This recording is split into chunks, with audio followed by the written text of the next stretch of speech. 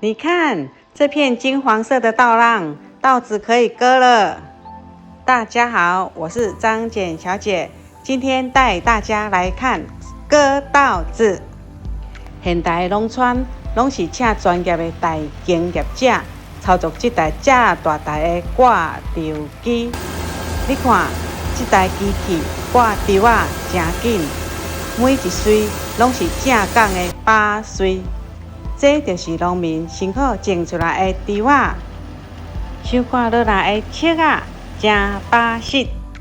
咱做伙来感受这份收获的欢喜。农民以及大经业者，拢是为着咱守护土地的味道。挂稻机把切啊绕落去载切啊车，载切啊车就载去米架，交互工厂哦。